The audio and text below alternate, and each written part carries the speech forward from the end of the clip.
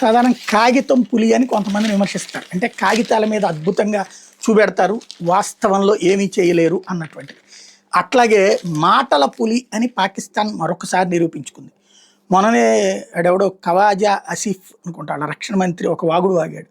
మొన్న మేమేదో కొద్దిగా ఇబ్బంది పడ్డాం కానీ ఈ దఫా మాకు అమెరికా అండ ఉంది, అనేక దేశాలు మా వెనకాల ఉన్నాయి, భారతదేశం వెనకాల ఏమీ లేవు, అదే మేము గనక తలుచుకుంటే ఇవాళ భారత్ మీద గట్టి విజయాలు సాధిస్తాం. అప్పుడే చెప్పా గట్టి విజయాలు అంటున్నాడు కానీ గెలుస్తాం భారతదేశం మీద అని చెప్పలేకపోతున్నాడు. అదే పాకిస్తాన్ కట్టగట్టుకుని భారతీయులందరి గారికి ఉమ్మేస్తే వరదలు కొట్టుకుపోయేటటువంటి దేశం అన్నటువంటిది మాట్లాడుకోండి.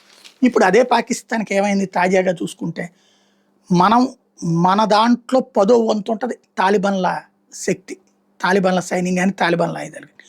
వాళ్ళు వెళ్ళి పాకిస్తాన్కి ఉచ్చబోయిస్తున్నారు. సైన్యం పరుగులు పెట్టి పారిపోతే దాదాపు 27 పోస్టులు వాళ్ళ హస్తగతమైనవి. అంటే పోస్టులు హస్తగతం అవడం అంటే ఆ ప్రాంతం వాళ్ళు ఆక్రమించుకున్నట్టు. చివరికి సౌదీ అరేబియాని ఖతార్ని బతిన్లాడి తాలిబాన్లు వెనక్కి తీసుకెళ్ళమనండి, మా ప్లేస్ మాకు వదిలేయమనండి, జోరాన్ ర్యాక్ దగ్గరికి వదిలేయండి. ఇప్పుడు ఆ జోరాన్ ర్యాక్ ఇంత మరికొంతమంది తాలిబాన్ కమాండోలు వెళ్తున్నామని చెప్పేసి సెల్ఫీ వీడియోలు పెట్టి మరీ చూపెడుతున్నారు.